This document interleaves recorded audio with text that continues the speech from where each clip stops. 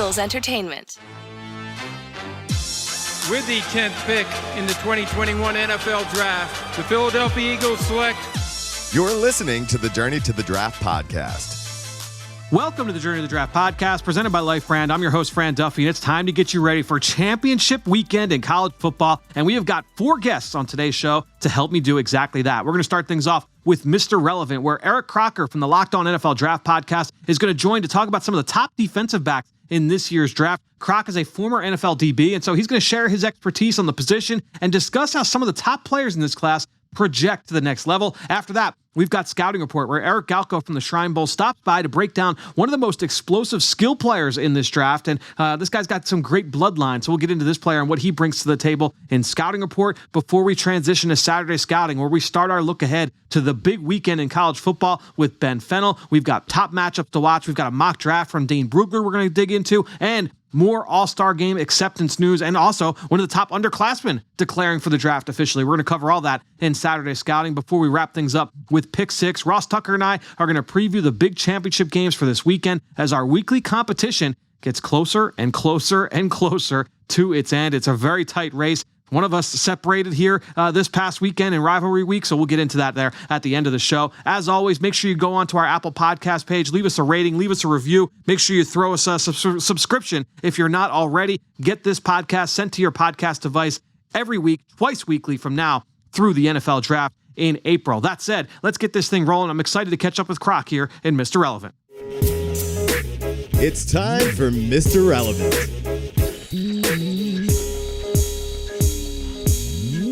All right, well, this week here on Mr. Relevant, really excited to welcome back to the show Eric Crocker, former pro defensive back, or the host of the Locked On NFL Draft podcast. You could follow him. Excellent defensive back breakdowns over on Twitter at Eric_Crocker. Croc, welcome back to the show, man. Oh, man, thanks for having me. All right, well, let's get into some of these top blue chip names at the top of this secondary group. And we'll start at the cornerback spot with Derek Stingley Jr. from LSU. I'm interested to kind of get your thoughts on Stingley and also how you feel like he compares to some of the other top corners that have come out in recent years. We haven't seen him on the back end of this year. He missed a chunk of last year as well. But what have you seen from Stingley over the course of his career? Yeah, I think with him, the one negative has been just like the injury things and the different things that have caused him to miss time. He had a terrific freshman season, one of the better freshman seasons we've seen in recent years. Yep. Another guy that kind of had a similar freshman season, I believe, was Greedy Williams, and, from the same school. So you see some of these guys at LSU, they're getting coached up early on. They're terrific athletes, and you see them put it together, especially from a technical standpoint when it comes to Derek Stingley. But there were some things that were concerning, and I don't know if it was because of the injuries, and that's what a lot of people were telling me, but just saw him get beat maybe a little bit too much, as far as what I would like to see. I remember Devontae Smith, terrific receiver. I mean, he was a guy who I had as wide receiver 1 in that class. But Devontae Smith, he had his way with Stingley. Whatever he wanted to do, he was going to do it. And not just one year where he probably had, 150 receiving yards on Stingley specifically, right, but the following year as well, where, he caught touchdown passes on them and things like that. So Stingley, we'll see when it comes to him. I think he's going to test well. He's a terrific athlete, but the injuries were a little concerning, and then maybe how he performed against the best. But I do think he's definitely a talented corner. Not sure, and as I get deeper in my evaluations, I'll know for sure kind of really where I stand with him, but I'm not sure he's exactly what everybody else thinks he is. It's interesting because I was kind of thinking about him and just how the narrative has kind of changed on him. I think the narrative is a little bit different, but I think when you look at the total package of Marshawn Lattimore, when he was coming out of Ohio State, he was just a redshirt sophomore, and he was he was much lesser known. I mean, like you said, Stingley came on and was an All-American as a true freshman, so everybody knew who he was. He was the best player on that national championship defense. That wasn't necessarily the case with Lattimore. His star kind of rose late in that final year in his redshirt sophomore year in Columbus,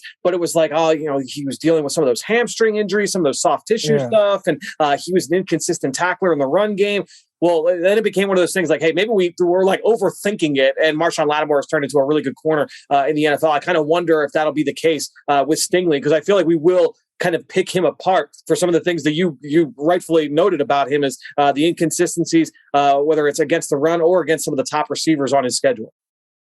Yeah, I definitely think now we maybe overthink things at times. I did it last year with Jamar Chase, not in the sense of thinking that he wouldn't be a terrific receiver, but just pointing out certain things where it's like, man, he loses like this, like just far too much. And I think we're seeing some of that right now. He has 4 straight games, less than 50 yards receiving in each one, but you still can see, well, he wins this way and he does it at a really high level. And I think we should look at Stingley in that same, way where terrific athlete, he has a technique, don't let the recent injuries and things kind of cloud you of what type of prospect this guy is. So again, it is going to be something that we dive into a little bit more, but first round corner for sure. Is he that top 3 guy in this draft that people think? I'm not sure if he's that yet. Yeah, there's all those kind of discussions we have around blue chip players. Micah Parsons would be another one. You can probably say the same thing about with the discussion around him coming out of Penn State. Let's transition to another player in this class. I'm interested to get your thoughts here on safety Kyle Hamilton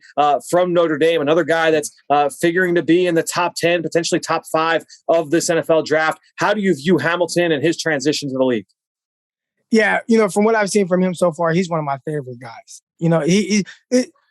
It's one thing to have range, and you're looking for that from your safeties, especially in today's day and age where everything is just so wide open in the passing game. But this is a guy, I'm watching the game, and he's a too high safety to the far side. And somehow he gets on his horse, screams all the way across the field, and makes like a diving interception while toe tapping, keeping his feet in balance. I'm like, wow, that's some crazy range. Who is this guy? And I just started Locked On the NFL Draft Show. So, I haven't been one to really like follow prospects as freshmen and sophomore, unless we're just seeing them on a national stage a whole lot. But Hamilton, I wasn't really quite sure who he was until that play. Started to look into him. 6'4", 220 pounds, and not just the range in which he can cover, which I think he does a terrific job of doing that, but range in the run game too. And I think that's something that we don't really think about too much. But again, saw him playing a too high safety. Is 4th and 2. He screams down and it ends up making a tackle for a loss in the backfield and the running back. That's just things that you just don't see. So he's someone who, if you're talking about drafting a defensive back in the top 10, because of his versatility in the run game, in the pass game, and the range, and the size, and the athleticism, and he's kind of a unicorn. Like, there aren't going to be a lot of Kyle Hamiltons that come out. And if you're a team that has missed on this type of safety by not drafting a Minkah Fitzpatrick, by not drafting a Darwin James, this is your time to be able to make up for it with drafting a guy like Kyle Hamilton, who I think has big time potential and upside. And I love what you said about the run game, too, because watching him, and it was funny, I had just studied a couple games from him from earlier this season, the same week the Eagles were preparing to play the Chargers. And so I was studying Darwin James that same week. And Darwin James, one of the things I harped on with him as the Eagles were getting ready to play the Chargers was that he's a guy who's an equalizer from a number standpoint. If you are a team that runs a lot of RPOs where you're doing like box counts and trying to leverage to the strength of the formation, you say, oh, well, the defense has 2 over 2 on that side. We're going to throw the bubble, or hey, they have a 5-man box or a 6-man box. We're going to run against this as the safety's playing from depth. Well, those numbers change fast when you've got Darwin James coming from the backside or coming from depth. And Kyle Hamilton is one of those guys. He can be that kind of equalizer for a defense. Yeah, and that's going to be exciting for any team because it allows you to just do more, disguise things better, or just kind of trust him to kind of freelance a little bit more. But again, he has showed the ability to really be a playmaker. So I'm not going to hold you to this, or maybe I will. But I want to ask you, when comparing Stingley and Hamilton, who do you feel is the better prospect right now? And if you were a team and the need was equal for your roster, you had to need a corner, you had to need a safety, how would you view trying to draft between those two players? All right, so my philosophy has changed over the last few years with drafting certain positions really high. All right, receiver, it started with them where I look at receivers, and you're able to just manufacture production so much that I would not draft a wide receiver in the top 10. Now, I would draft a Kyle Pitts in the top 10 who's a tight end because, again, he's a unicorn, 6'6", 245, 50 pounds. And it's hard. You don't find guys with that type of ability, that type of athleticism, and be able to just manufacture production for him. But you can do it with receivers. I'm starting to have that same thought process with cornerbacks. Unless it's just a corner who's far and away one of the freakiest guys coming out from a height, weight, speed standpoint, from an ability standpoint. I'm not really taking a corner in the top 10 unless I really have to, and it would have to be later in that top 10. But when it comes to a guy like Kyle Hamilton, who's a safety, and if you look at the way that the NFL is going, it's getting harder and harder to cover in the NFL. And even if you have a guy like a Derek Stingley, let's say he just, hypothetically speaking, becomes like a shutdown corner. Well, with the way they're calling pass interferences, with the way you're able to just attack the other side of the field, and the way they're able to do things, I would go more with a safety that can cover up different guys' flaws, that has more range, that you can't really just, you can't just go away from a safety, right? You see a guy like Kyle Hamilton with his range, he's affecting the game in the passing game and in the running game. He can disguise his coverage and start off at a 2 high, sink down, rob some crossers, or it could be a single high and run sideline to sideline. That type of ability makes him, to me, more desirable. So I'd actually lean more towards a safety than corner, which most people, I think they think it would be the opposite. But again, today's day and age, the way the game is kind of going, so wide open, so easy to manufacture touches or get guys in space, but it's hard to stay away from a safety with his type of ability. I love it. That's a really interesting topic that I'm sure we will be touching on here over the next few months. Once again, talking about this cornerback class, we talked about Stingley, obviously, but there's a lot of corners that a lot of people are really high on. I'm interested to see if there's a guy that you've studied that you think belongs in that upper tier of other corners in this class. Yeah, well, obviously, I'm still starting to really get into diving into the film and collecting all 22 right now. But there are a couple guys that really kind of are very intriguing to me. One is Roger Mccrary. All right, he's a guy who I watched a lot of really 2 years ago now. Okay. Was it Jamar Chase's true sophomore year? Yeah, it was 19, yep. Yeah, and how he just challenged himself from the standpoint of covering a guy like Jamar Chase and what it looked like. And I'm really big on what does it look like against the top talent? Do you look overmatched? Do you look overwhelmed? Even if you give up a play. So there were times in that game he got beat down the sideline by Jamar Chase, but he was there in position to potentially make a play on the ball. Obviously, Jamar Chase, another elite type of talent, he made the play. But there were other times where he did challenge him and got an interception in that same game. The way that he was physical with Jamar Chase at the line of scrimmage and throughout routes, he broke up a couple passes. I just thought that's big time ability. So I've been keeping an eye on him. And he consistently is a guy who jumps out to me as someone who he really makes you work throughout routes and no matter who you are. Now, as we're talking right now, is December 1st. Alabama just played Auburn, and he gave up the game-winning touchdown to Michi. He got beat on that kind of whip route. But overall, what I'm seeing with Mccrary, and I don't know how much everybody else is going to like him, but I love corners who consistently challenge receivers, and he's one of them. I think so. And one of the things I love about him, too, is that I feel like he checks a lot of boxes. And maybe you look at him, and at the end of the day, we get to late February, early March, and it's the combine. And I don't know if Roger Mccreary's got that A+ physical trait. But, man, he'll play press. He'll play off. He'll play man. He'll play zone. He can attack the ball. He's competitive in all phases. He defends the run.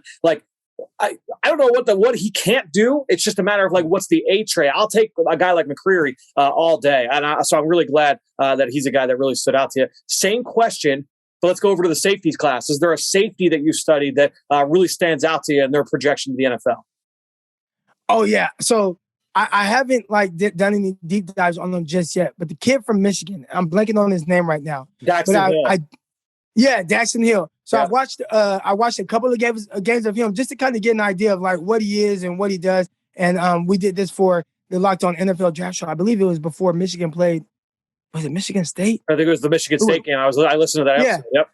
Yep. So we watched him, and he's another guy who, again, I think he has plus ability. There are some people that think he could potentially be like a Jalen Ramsey type guy that, he starts out as a safety, but maybe there's some corner in him or maybe some nickel. You see right now, the Rams using Ramsey as more of a star type guy, and they're thinking this guy has that type of ability, talking about Daxton Hill. We'll see. I haven't dove in enough to see exactly if he has that type of ability, but I know that's how people are talking about him. He's definitely, from the games I have seen, though, has shown terrific range ability to affect the game, again, not just in the passing game, but in the running game as well. So he's somebody that I definitely will be keeping an eye on. Sounds like he has that elite type prospect upside. I just have to see if the film matches what everybody's saying about him. Interesting. Well, we'll be following up with you after you get a little bit more work in there on Daxton Hill. And then last question for you. Is there a guy that we haven't hit on yet that you feel that you're like, yeah, like I've watched enough of this guy. I feel really good about him and his projection to the league that maybe you're just not hearing like a lot of buzz on?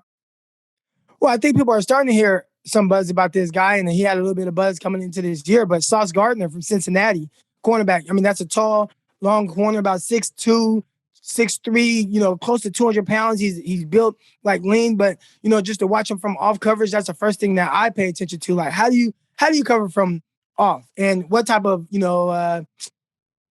versatility do you have with your coverages? So I thought he looked good from off. Obviously, more comfortable at the line of scrimmage, especially when you have a corner that's as long as him. But again, another guy who definitely challenges guys throughout routes. He runs a little kind of fun. He's like a little long-legged with how he runs. But again, I haven't seen any issues with running vertically with receivers down the field. I think heading into the season, a lot of people are really higher on like Kobe Bryant, the cornerback on the other side. Yeah. I think Sauce Gardner has kind of turned into being like the guy and the better prospect coming out of Cincinnati. So he's one guy. Another guy, Caleb Evans, he's a guy who was at Tulsa. Yep. And played well there. Ended up, his defensive back coach left and went to Missouri. Caleb Evans and the corner on the other side, they both followed their defensive back coach to Missouri. And Caleb Evans, I think he's a guy that people are going to, start to hear more about him. Again, another tall, long corner, press ability. At Tulsa, they did a lot of, off coverage, and he's good with like quarters and things like that. But obviously, able to play, physical at the line of scrimmage. And I think, being challenged week in and week out in the SEC as opposed to the conference that Tulsa plays in, I think he's somebody that is going to, as this process goes on, is going to start to get a little bit more love. And a few of these guys we've talked about so far, I think Evans, I believe Sauce Gardner, and I believe Mccrary as well. We might get a chance to see these guys at the Senior Bowl. Yep. So that's the time. I know I saw Mccrary get his invite. There, and Evans is going down there as well. Yeah. So excited to be able to really get to see these guys in person and see what they look like against and just in an isolated situation. One-on-ones, what do you look like? How does your technique look? How do you compete? But that's going to be really exciting to see for all these guys. And maybe guys like Evans, that you might hear the stock type kind of rise for him, like it did for guys like Keith Taylor last year coming out of Washington. That's a great call. It's funny because you mentioned when you were talking about Sauce Gardner, how the first thing you look for is how do they play from off. I thought Evans, he's listed 6'2", 198. So everybody, I think, is going to immediately say, oh, press corner, press corner, press corner. He is awesome from depth. Like, I thought his route recognition skills in off coverage were so good. Watching him at Mizzou this year, I was really impressed with him. And he's got the ability to play the ball in the air. The production has not been there, but he's got a feel for like his look and lean downfield and being able to time everything. I thought everything was really good from that respect. So I'm excited to see what that kid looks like down in Mobile. I agree. Like Keith Taylor was kind of in that same bucket as, he's a big corner. He's played a little bit. What did he look like at Washington? The production wasn't always there. Then he went down and had a great week at the Senior Bowl and the buzz built. That's a great call. I feel like Evans could be in that bucket too. Yeah. And there are a few other guys. I mean, Trent McDuffie from Washington, Kyer Elam from Florida, Josh Jobe, Alabama. I mean, there are a lot. Jermaine Waller, he's the guy that is potentially a sleeper coming out of Virginia Tech that I've seen him do a lot of really good things. So these are guys, next time we talk, probably, let's say, come February, I'll have some detailed notes on all of these guys and really be able to dive into more of where they are and kind of where they stack up, especially heading into the combine time. So I'm excited to watch all these guys, if you can't tell. It's that time, man. It's draft season. No question. And it's, we will be hitting you up to come back on the show and go through these defensive backs. Croc, thanks so much for joining us here once again on the Journey to the Draft podcast. Make sure you go check out the Locked On NFL Draft podcast. Croc, we will talk to you later, man. All right. Thanks for having me. Dim those lights. We're headed to the film room for the scouting report. All right, please be joined once again here on Scouting Report by the Director of Football Operations and Player Personnel at the Shrine Bowl, my friend Eric Galko. You can follow him on Twitter at Eric Galko. Eric, welcome back to the show, man. Appreciate it, friend.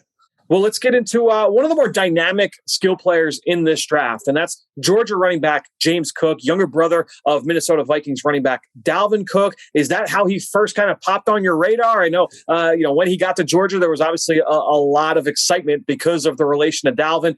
Your thoughts are really kind of get your experience on when you first kind of became aware of James Cook. Yeah, certainly knowing it's his brother and seeing him as, I think, a freshman at Georgia 2018. They're freshman, redshirt freshman. But you see the last name, you Google it. Is that Dalvin's brother? Because he kind of runs like him, and he is. And he's been working in a rotation at Georgia, which for a lot of schools would maybe be concerning for a running back. But at Georgia, they've had 2 running backs go in the top 35 picks before. So you kind of always watch the Georgia running backs. But I think the way he's played, and really the thing that caught my attention early on in his career as a pass catcher. And in today's NFL, if you can't be a pass catcher and a dynamic player in the tackle box, then your odds of going in the early part of the draft are very low. And James showed that right away in 2018, and he showed that his whole entire career. And even as Georgia has had more running back competition and have a platoon system, he is consistently one of, if not their clear best pass catching running back, as well as a dynamic player as well. Well, let's get into kind of the nitty gritty of the scouting report here on James Cook, because obviously you mentioned the impact he can have through the air. How do you see him impacting the game as a runner as well? Yeah, I think he's a very complete running back. I think as a pass blocker, he stands to get better, but I think he's shown enough over the last 2 seasons when he has pass blocking reps to get better there. And as a pass catcher, as you mentioned, that's kind of really his strength for NFL teams right now. A lot of his receptions this year have been kind of, quote, receptions on sweeps and toss plays and kind of quick screen outs, but he shows such natural hands, ability to transition up the field, that's going to be his real strength. Almost like Jonathan Taylor at Wisconsin, where we didn't see the pass catching ability all the time, but we knew he could do it. I think James has shown enough and he can do that at a very high level in the NFL right away. But then as a runner, so fluid, so explosive as he works on the perimeter. He can do outside zone and get upfield. He can work inside, stay tight and work upfield very well. He can make guys miss in the open field. He's obviously a bigger running back as well. I think he's a bit more fluid and elusive than his brother was coming out of college. And I think he has a lot of athletic traits that maybe Dalvin didn't always show at Florida State, and I think James really has. So I'm not saying James is going to be better than Dalvin Cook, but I think James is really one of the best running back prospects in this draft class. The best running back in his backfield, in my opinion. Zamir White, another talented running back. But I think James is legitimately one of the more athletic and one of the more dynamic running backs in the entire 2022 draft class. Yeah, and obviously, like you said, playing in that platoon, he's got plenty of tread on the tires. When you look at what is his overall draft value could be moving forward into the NFL, how do you kind of view that for him next spring? Yeah, I mean, the one thing that James Cook does is he gets first downs for his team all the time as a pass catcher, as a runner, and being dynamic as a pass catcher, being a guy who's a big play threat and can finish outside inside runs. Those guys don't last very long on draft weekend. And I would say the first round is probably unlikely for maybe any running back in this year's draft class. But I think he's firmly a guy that, hey, he could be at the very least, a high-end rotational player, if not a clear starter for us. We view him as a future clear starter in the NFL with his dynamic talent, and I think he goes somewhere on day 2 of the draft. He'll be one of the more interesting running back prospects because you'll see his stats compared to the other top running backs in this class, both seniors and underclassmen, and you'll wonder, how does James stack up? And then you'll watch him at an all-star game or at the combine and realize that, oh, wow, he's different than his brother, but could be a similarly talented NFL player. I think he goes somewhere in the top 100 picks for sure, and maybe early to mid part of day 2 of the draft. I was glad you mentioned that part of the pre-draft process. I was going to ask you, when for a guy like James Cook, who comes from a platoon and wasn't a full-time back, what can the All-Star game process do for him and his draft stock as he gets ready for the combine and interviews and everything along that line?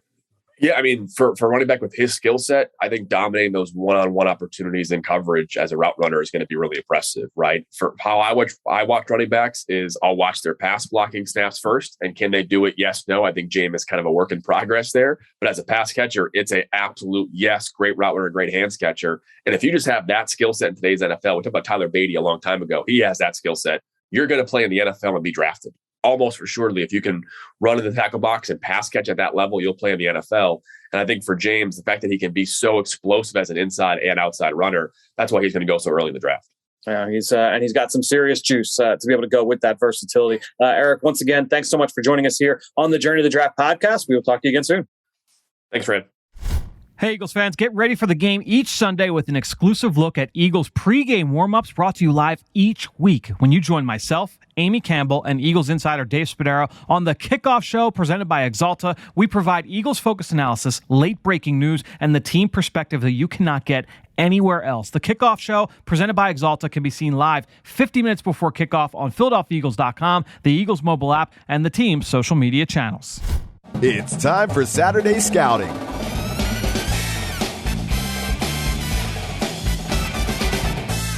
All right, let's get into some of the breaking news here as I welcome in Ben Fennell for our some Saturday Scouting. And we'll start off with Draft Buzz with some All-Star Game announcements. We're going to get here to the Shrine Bowl, Ben. We focused a lot on the Senior Bowl early this week. Let's get into some big names here from the Shrine Bowl that will be held out in Las Vegas, Nevada at the beginning of February. Ben, kick us off here with running back Calvin Turner, Hawaii. Yeah, and I think the positional designation was the most interesting thing with Calvin Turner, a guy that's played slot receiver, wing back, fullback, tight end. He's been a former quarterback as he was at University of Jacksonville before he arrived at Hawaii, but a really fun all-purpose player. He's a returner. He's got good hands. He's a playmaker with the ball in his hands. He's going to be a really fun presence down there. Think like a Deebo Samuel, just not quite as thick and rocked up, but really that type of player. Yeah, I comped him when I watched him earlier in the fall. I compared him to Jerick McKinnon when he was coming out of Georgia Southern, that former quarterback, running back, wide receiver hybrid, really interesting skill set. I'll get to talk about West Virginia running back Letty Brown, who's actually a Philly native, went to high school right around the corner from where I'm at right now at New and Goretti. But Letty Brown at West Virginia, he's got really good zone feel. I really like the way that he executes their zone schemes. No special athletic traits, but I think he checks a lot of boxes, especially when you get to third down. Solid pass catcher. He chips in as a blocker, does a little bit of everything. So Letty Brown, good opportunity for him going out to Las Vegas. Ben, give us your thoughts here on Javon Hiley, the speedster from Coastal Carolina at wide receiver. Yeah, this Coastal Carolina football team's got a lot of good players on both sides of the ball, but Javon Hiley has been on the receiving end of a lot of deep passes from Grayson McCall. This guy's got speed and pretty good size at about 6'2", 205. He can win deep. Think about like a Josh Palmer last year with Tennessee and his presence now with the Los Angeles Chargers. Really good size, good hands, can win deep, productive player. So I'm going to go with Tay Martin, the wide receiver from Oklahoma State. You can check him out this weekend here in the Big 12 title game. And when you look at Tay Martin, he is a transfer from Washington State, had solid production up there with the Cougars, but came down to Oklahoma State for his final season and has been a huge playmaker for them in that offense. They are likely not where they are today if they don't have Tay Martin as a part of that offensive attack. So Tay Martin looking to continue that success out in Vegas at the Shrine Bowl. Let's get now to Christian Watson, a guy we've covered a little bit here on the show from North Dakota State. Yeah, he was on the receiving end of a lot of Trey Lance passes back in 2019, that national championship season. Remember, Trey Lance sat out in 2020. But Christian Watson, the big thing, Fran, I want to see is what is he going to measure in at? He's a guy on his North Dakota bios was 6'3", then 6'4", now listed at 6'5". I want to get the official height there, but he's a guy that's been incredibly productive, 90 career catches, averaging over 20 per catch. So he's a big play threat that can get down the field with really good hands. If he is 6'5", 208 like he's listed, maybe that next tier of a Drake London type of player with really good presence and can win above the rim. And a guy that's chipped in on returns as well. So it's rare that you see those 6'3", 6'4", 6'5" receivers chipping in as punt returners, but that's what Christian Watson has done. It's also rare to grow 3 inches in your college career, but it has happened in the past. We'll hold out for the officials. Who knows what they're feeding them out in Fargo. And we'll keep it going here with the Bison with offensive tackle Cordell Volson, who has got some buzz going into this year. I think when you look at Volson, kind of like what I was saying with Letty Brown, I don't think he's got like one A trait to his game, but his versatility, that is something he can hang his hat on. He has started games at 3 of 5 offensive line spots, both tackle spots and offensive guard. So I think that will serve him really well moving forward. And I really kind of liked his well-rounded game. I mean, he'll get after you in the run game a little bit. He's not a liability in pass pro. I thought his hands were pretty good. So I like Volson. He was a guy I thought could end up really at either All-Star game, Shrine Bowl or Senior Bowl. So good get there for the Shrine Bowl. Let's go down to George Moore from Oregon. Yeah, he's an interesting player as well. So he spent time at right tackle, mostly left tackle for Oregon, and actually slid inside for the first time in his career, has been starting at left guard the past few games for Oregon.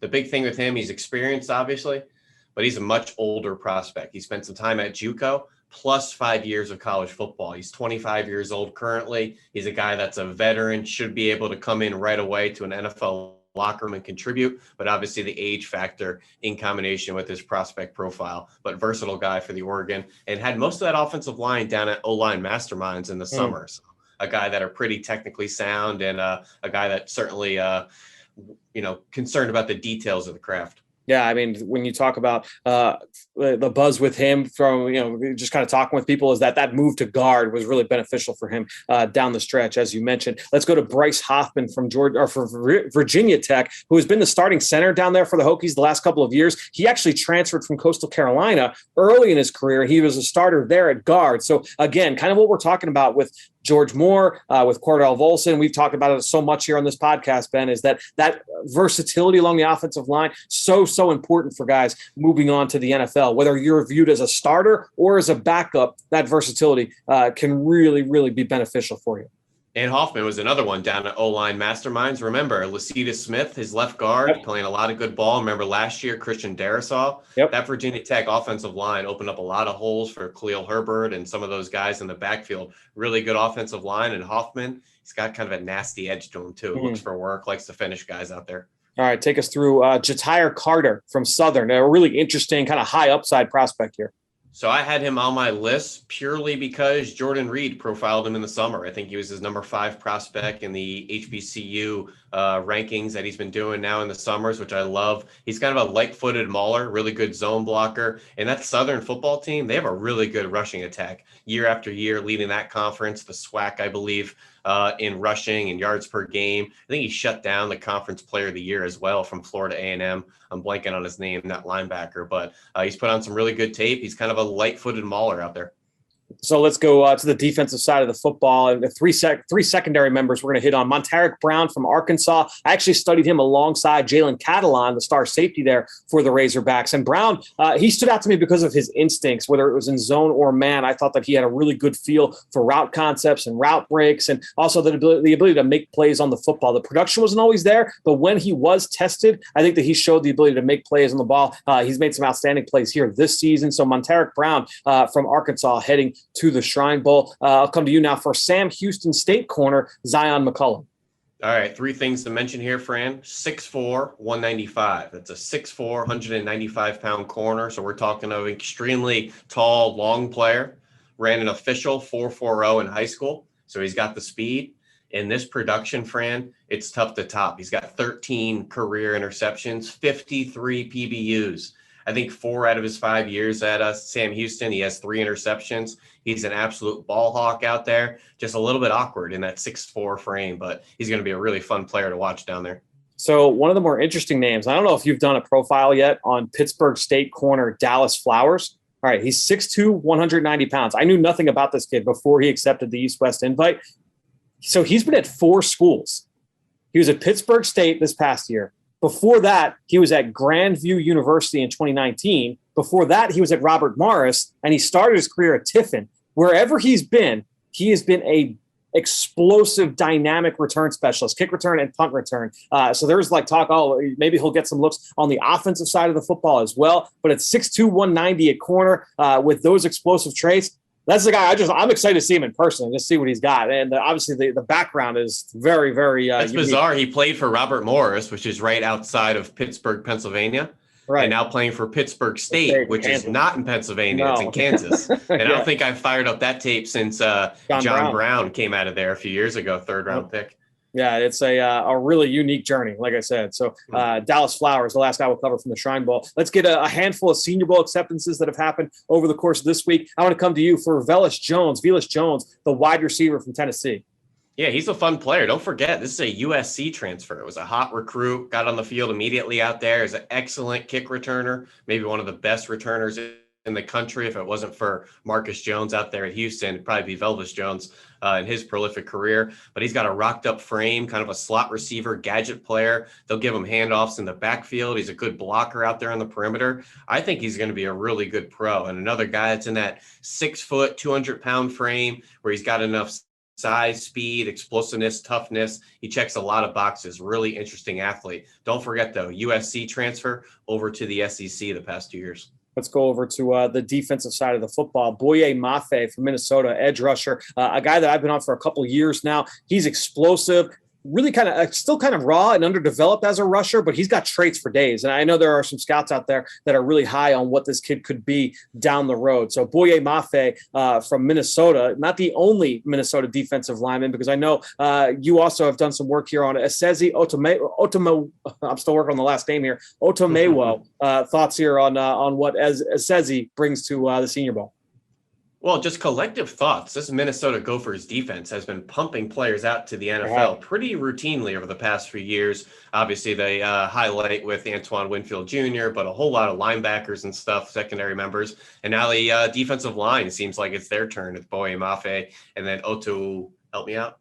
Otomewo. Yeah, I'm still working. I haven't done them yet, so I haven't gotten the pronunciation. All I know about this kid, Fran, is he needs a nickname, and I need to find out what it is. But anyways, just for fans out there, I think he's a spitting image of Deo Dangbo out of Vanderbilt last year, who unfortunately 2 days before his Senior Bowl tore his Achilles, is now slowly getting his way back with the Indianapolis Colts. This is a tall, long, athletic trench player that can be an edge rusher, a 3-tech. He'll line up in zero and some sub packages. He's kind of this long, oozing ball of clay of athleticism.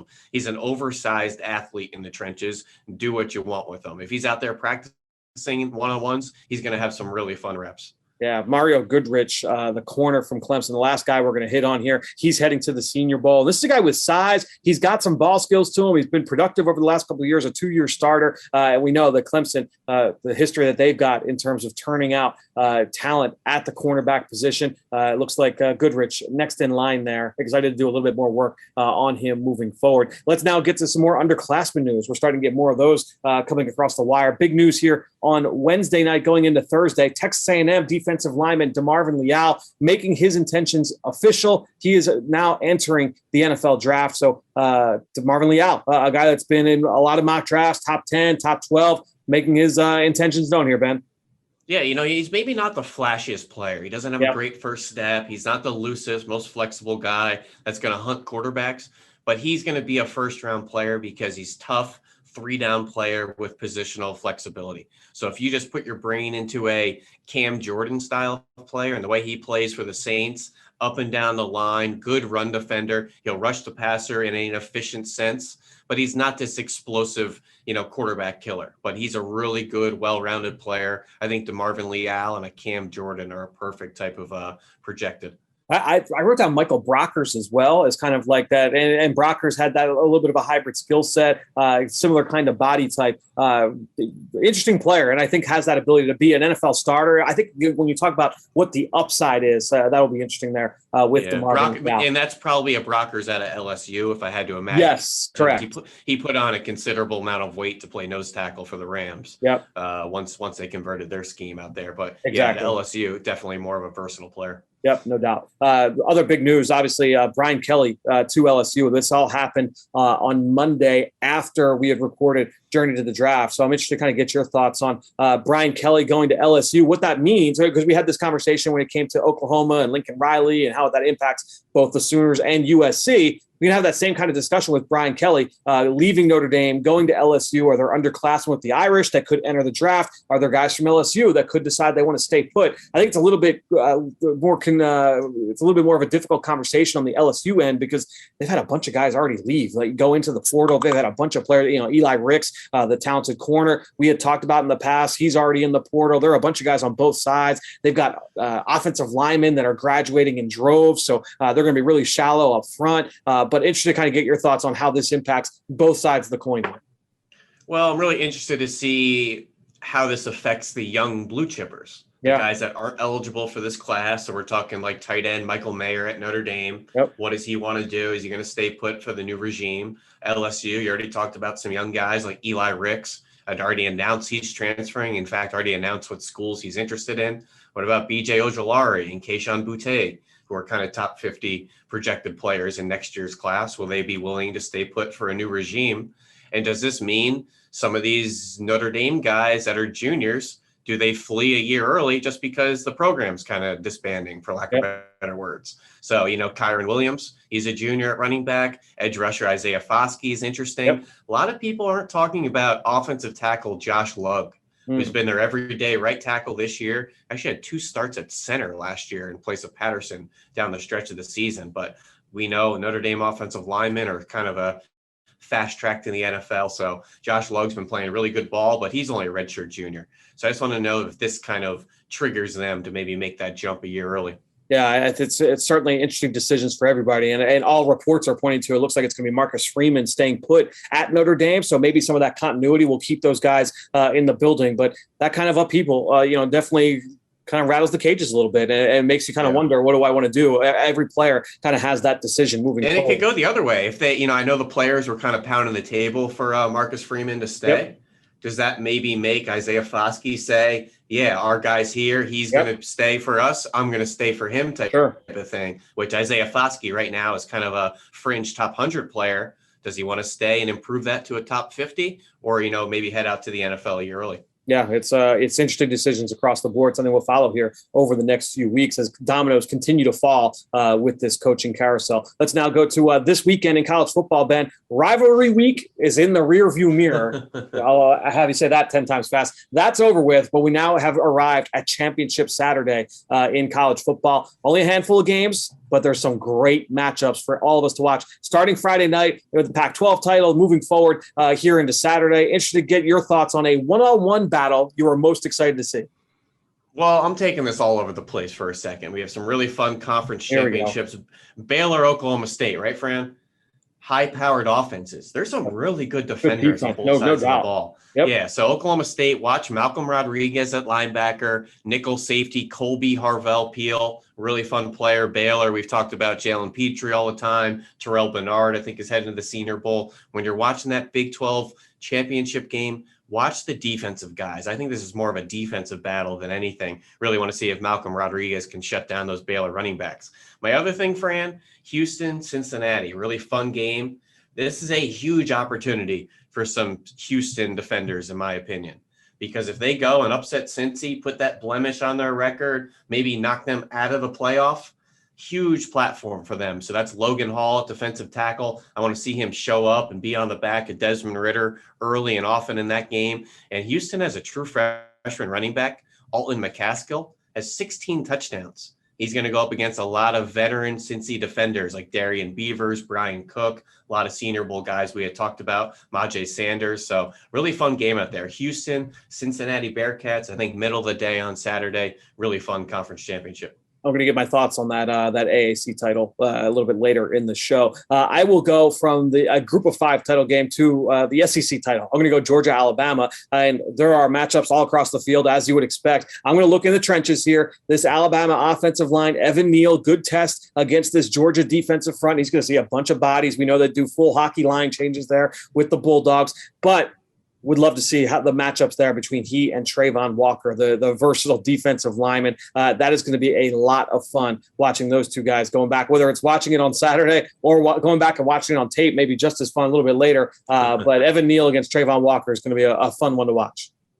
Yeah, there's matchups all over the place. I literally started to pull up that roster and then said, you know what, I'm not even going there. There's too many. Yeah, no doubt. Let's go now to our most to gain. Who's a player that could really benefit from a strong performance this week? And I went a little bit outside the box with this one because, look, Kayvon Thibodeau coming in was almost the consensus number 1 player in this class. And I don't want to say that shine has worn off because when healthy, he's been a disruptive player for the Ducks. When he's been out there, he battled an injury early on in the season, so he missed that game against Ohio State. And that's why I think this is a big stage for him. We've seen some buzz about Aiden Hutchinson, and maybe he goes number 1 overall. Is he the number 1 prospect in this class? He had that huge performance last week in the Big Ten title game against Ohio State, where what did he have, like 15 pressures according to PFF in that one game? Just a ridiculous performance. Kayvon Thibodeau, if he comes out in the Pac-12 title against Utah in the rematch, the Utes upset the Ducks just a few weeks ago. If he can come out and have a huge performance, dominate this game, that would be huge for his ability to say, yeah, okay, I missed Ohio State, but here's me dominating in the Pac-12 title game on a big stage. I think that would be big for Thibodeau. Yeah, absolutely. Obviously, he's already put up a lot of really good tape in his career. Most of the boxes are checked, in my opinion. I'm going to go over to the Big Ten. Maybe not the championship game we all had expected. It's Iowa, Michigan. What happened last week, Fran? Hassan Haskins tore through that Buckeyes defense. Well, this is a huge opportunity for some Iowa defenders. How about Bruce Feldman's #1 breakout candidate this year, Jack Campbell at linebacker? You stuff Hassan Haskins a couple times this weekend and really improve your stock and kind of launch yourself into more national name. And they have a really interesting kind of outside linebacker, Fran, Justin Jacobs.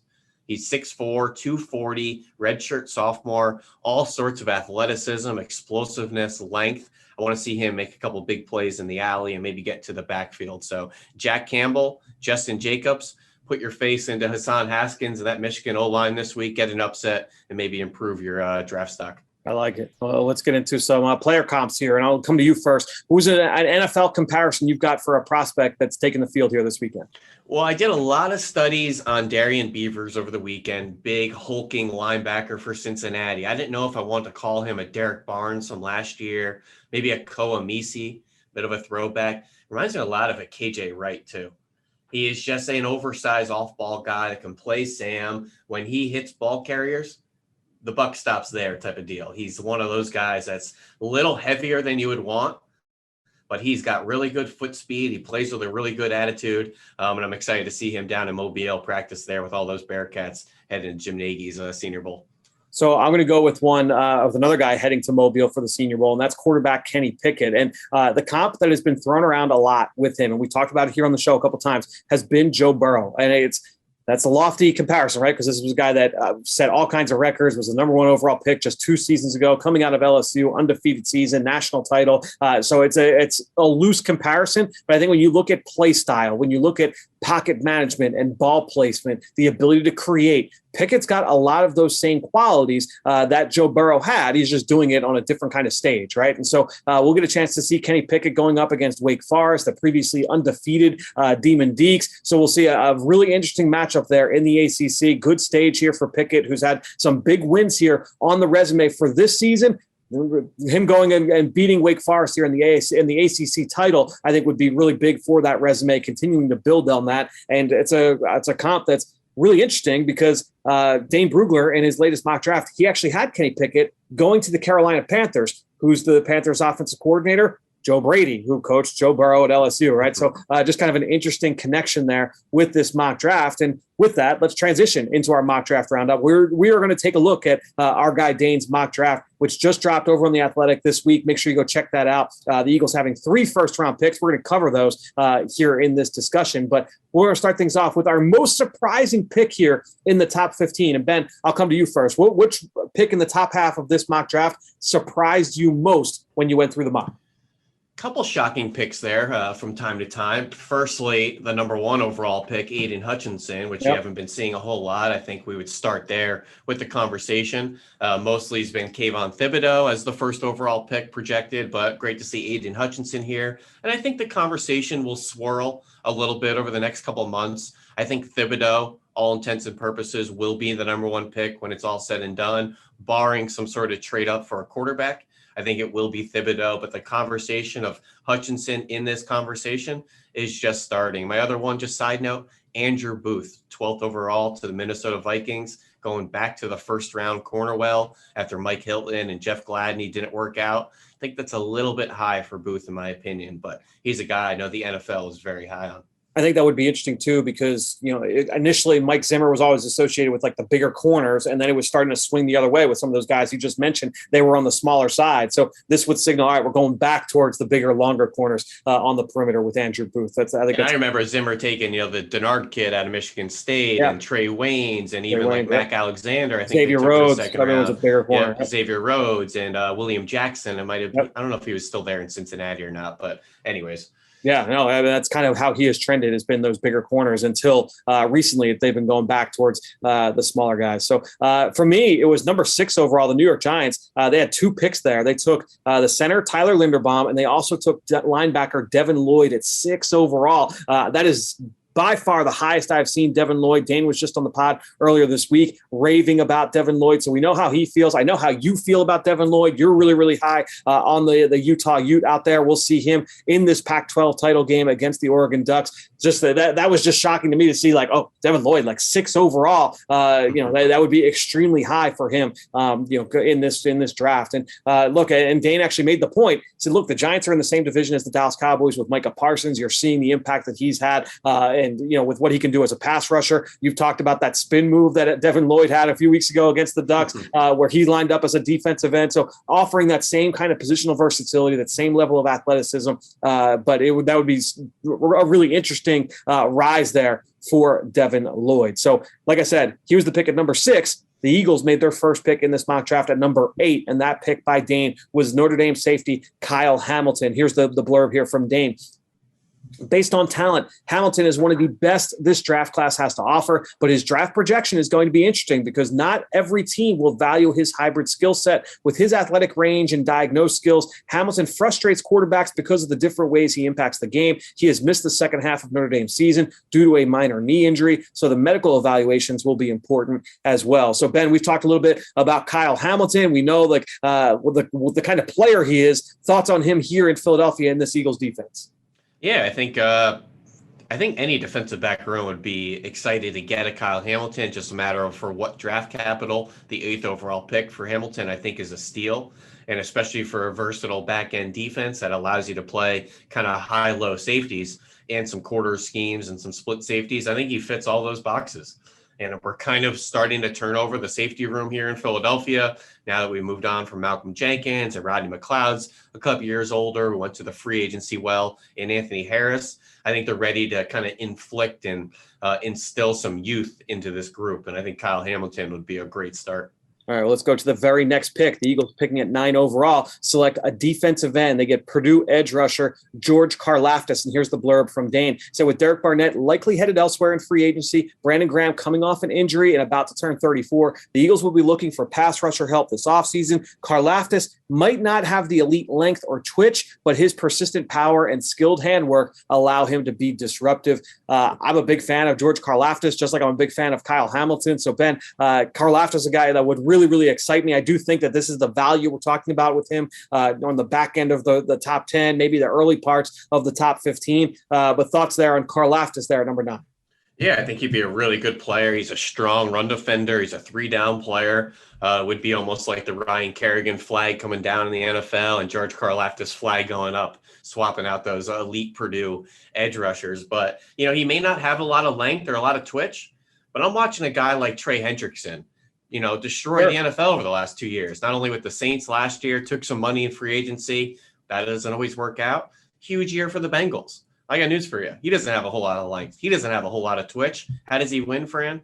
Relentless, effort, strong, motor, every down player. And I think that's what you're getting Karlaftis. It's the same thing Ryan Kerrigan did for the first decade of his career, coming out of the same school. No question. Go ask our own Lee Johnson. I think he's more than happy to have Ryan Kerrigan in our locker room. Right, exactly. Let's go now to the third pick. It's a few picks later, 14 overall. This is the pick from the Colts that ends up in Philadelphia. Linebacker Nakobe Dean from Georgia. And here's the blurb from Dane. He says, I know the Eagles don't draft linebackers in the first round, or at least they have not since 1979, but maybe Jonathan Vilma 2.0 can change their minds. Dean is an athletic pursuit player and a blitzer with excellent diagnosed skills to key and attack. His football character will make him an immediate fit wherever he is drafted in April. And Ben, that last point I think is very important for Nakobe Dean and his stock, in that and he's not the first person to report this. Daniel Jeremiah had mentioned on his podcast over on Move the Sticks that he's kind of the straw that stirs the drink out there with that Georgia defense. He's the flag carrier. He's the guy. I think that certainly will carry weight at that position. Yeah, absolutely. He's a really exciting player, whether you want to call him a Jonathan Vilma or Ernie Sims. I think more than worthy of a first-round pick, just like those two guys previously were. And it's interesting to go with 3 defenders and kind of each level of the defense here. Kyle Hamilton on the back end, Karlaftis in the trenches, and Nakobe Dean on the second level. level. I know a lot of Eagles fans out there have been wanting some new talent in the defensive scheme, and at each level here, 3 pretty exciting players. Yeah, it just speaks to the opportunity the Eagles have at their disposal here in this upcoming draft. Now, let's get to a couple other questions here about this mock draft. And look, we just got past Black Friday. We just had Cyber Monday this week with Thanksgiving a week ago. So people are out there over the last week looking for deals. They're looking for bargains. So I want to ask you, who got the best bargain? Who got the steal of round 1 in your mind? Well, I think if the Tennessee Titans can walk away with Jameson Williams with the 27th overall pick to get my wide receiver 1 at the 27th overall pick, Ooh. That's a steal right there. Feisty, so if he's somehow available at 27, you walk up to the podium with a ski mask on, because that's highway robbery. I like it. I'm actually going to go same conference, and a guy that saw Jameson Williams a week ago in the Iron Bowl, and that's Roger Mccreary, the corner from Auburn, falls to number 32 to the Arizona Cardinals. I think that Mccreary, we talked about him earlier in the show with Crocker. I'm a big fan of Roger Mccreary. I think that he checks a ton of boxes at the cornerback spot. Getting him at 32, maybe that is where he ends up going. Maybe that is where he ends up going. But guess what? I don't care. I think he's going to be a really good player. Tre'Davious White went towards the back end of round 1 as well, and he's turned into one of the best corners in the league. I think Mccreary checks a lot of boxes at the cornerback position. Last question for you here, Ben. People are starting to think about the work Pollyannas and the gift swapping, and so the exchanging of gifts. And I thought, okay, if you could swap one player for player trade here in round 1 between 2 teams, you're sitting here, you're the puppet master. Who do you like? Well, what would the trade be and why?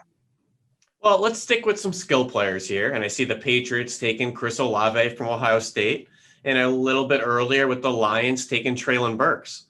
Well, let's flip-flop those, because I'd love to see Treylon Burks in that Patriots offense, more of a yards after catch, kind of RPO play action with all those kind of quick perimeter screens. And then the Lions, I think, need more of a well-rounded 3-level receiver like Olave into that offense. I don't think Treylon Burks is going to be that 3-level threat in the NFL. I think he's going to be more of a possession guy and a yards after catch threat.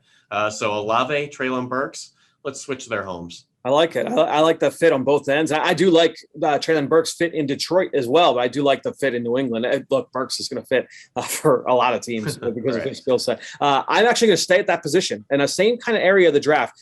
The Chiefs, they take Drake London in this mock draft at number 26. Right after them, the pick you mentioned earlier, the Titans take Jameson Williams from Alabama at 27. Let's flip-flop that. Because I look at the Kansas City Chiefs and I say, okay, yeah, they do, maybe you want them to have some size on offense, especially at the receiver position, but they don't draft guys that are speed deficient. They want guys that can run. And I look at Jameson Williams. He's got all kinds of juice. I think when you look at the way that they've selected players over the last few years, they really have been plucking guys from the Southeast. So, Jameson Williams, I think, checks a lot of those boxes. And then you go to Tennessee and say, all right, well, look, we are a height, weight, speed operation. We're looking for guys with size, especially the way we want to play, run first. Drake London, I think, makes a lot of sense. So I think you could swap those two. I think both teams are plenty happy. Jameson Williams for Drake London. Who says no?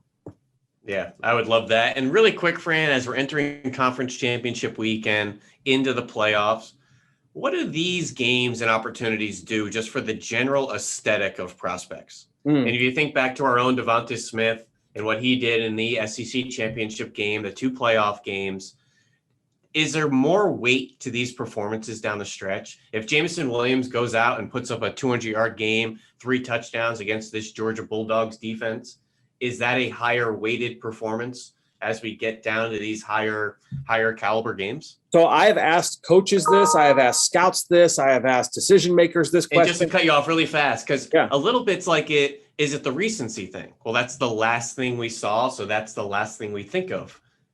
I think that there's some of that. I just think that, it's funny because everybody answers that question differently.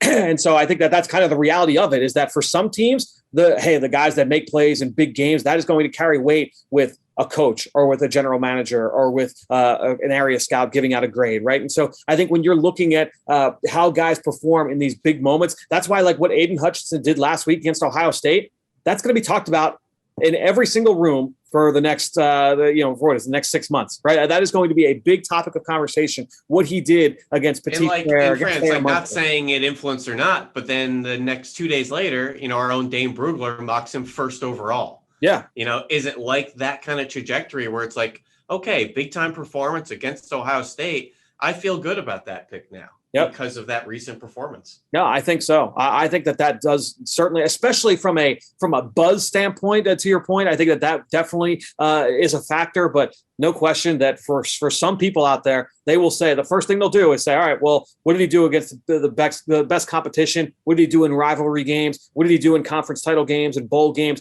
Those are the things, those are the performances that can be kingmakers for prospects at specific positions, especially. So great discussion. It's something we'll keep an eye out for here as we move into this week. Again, conference championships all weekend long. And to continue breaking those down, let's join Ross Tucker here for some Pick Six. Now it's time for Pick Six. All right, time to wrap the show up with Pick Six as I welcome in my friend Ross Tucker. And I really shouldn't say my friend because he picked up 4 points on me in our weekly competition here in Pick Six. I got the win by picking the Kentucky Wildcats over Louisville. Ross, you got me on the Caleb Williams touchdowns. The over-under we set at 3.5. He picked up 3 last weekend against Oklahoma State, so you get the point there. You took Oregon, winning big over Oregon State. You got a win there, and then you hit on your upset. North Texas upsetting UTSA. The undefeated Roadrunners go down at the hands of North Texas. You called that one. You pick up 4 points on me. I need a lot of wins here this week to make this a close one. I love it, man. I love this. You know what's funny? I didn't remember some of these other ones. You know, I just remembered Kentucky against Louisville, and I was like, oh, gosh, Fran killed me on that one. I did remember North Texas. Yes. It's kind of sad for UTSA. They didn't get the undefeated season, but too bad. Sorry, Roadrunners. I had North Texas. But then I didn't remember as much about the Caleb Williams, but yes, Oregon. I can't believe you took Oregon State, bro. It was, look, yeah, it's a long story, but we've got my time to get some revenge. Well, honestly, it'll start Friday night. Talking about the Ducks, we're going to go through all of the big conference title games this week, and it starts Friday night. Oregon, Utah, rematch. You picked, or we've used this as a pick-em last time these two teams played against each other a few weeks back. You took Utah. I took Oregon. Utah wins that one. Interested to get your thoughts on how this one goes here in the rematch. Who do you like for our first pick-em of the week? Going the other way. I'm going back to Oregon. Wow. They looked awesome against Oregon State. It's almost like they got the college football playoff pressure or monkey off their back. I think they're more talented than Utah. This game will be in Vegas. It won't be in Salt Lake City. That makes a difference. Oregon's the better team. I just knew that they were going to lose that game because of the spot they were in. I'm going to go Utah here. So we're going to flip-flop on this game just a few weeks apart. I'm going to go Utah. Look, to be honest, I need to go opposite you on a couple of these here to try and make up some ground. I do love the Utes. I love what Whittingham has consistently done over the course of his career there. While I love Mario Cristobal and the Ducks, look, maybe Utah's got their number. I'll take Utah here over Oregon in the Pac-12 title game. Let's go to our next pick'em. This time in the ACC title. This going to Saturday afternoon. Pitt against Wake Forest. Exactly the matchup all of us had envisioned going into this season for the ACC title. Who do you like here between the Panthers and the Deacs? I will go with, man, I've gone back and forth on this 3 times. I'm going to go Wake Forest. Nice. Why? I saw them in person. I think they have a really good team. Their defense concerns me. Yep. Kenny Pickett's played so well. But I want to give you a chance to catch up to me because I know you're going to take Pitt. No, I'm taking Wake. I'm taking Wake here in this one. Dude, the offense is really good, and I've got a lot of faith in Narduzzi. I think it's a really well-coached defense. They got a bunch of guys going to the Senior Bowl again. Obviously, you talk about Kenny Pickett and the young talent they've got on offense, but I don't think Wake Forest was a fluke with what they did this season. I know it's been a little bit of a rough stretch over these last couple of weeks, but I really like the way that they have played for the majority of this season. That offense is tough to prepare for. Give me the Deacs here. I'll go on the same side with you on this ACC title. Let's now go to the SEC title game where we've got Alabama and Georgia, and this one's going to be our over-under. And the over-under number I am setting is 70.5, and that is going to stand for the amount of receiving yards for Alabama wide receiver Jamison Williams. Now, that may seem like a low number, but we have to remember that Jamison Williams was ejected from last week's game in the Iron Bowl against Auburn for targeting on special teams. So he's going to miss the first half. He has been a dynamite weapon for this Alabama passing game. Will he surpass 70.5 yards in the second half of this game against that vaunted Georgia defense? No, definitely not. Wow. Now, listen, I think it's going to be a competitive game. I don't think they're going to be in scramble mode, throwing it all over the place. That's a lot for one half. It is. It is. And Georgia will have a good plan under. I'm going to take the over. Dude, he is so explosive. And he's not going to get all of it in one play. I'm not going to go that far and say he's going to have that kind of explosive play against this defense, but he certainly as well could. I mean, he is so explosive. He's a long strider in the open field.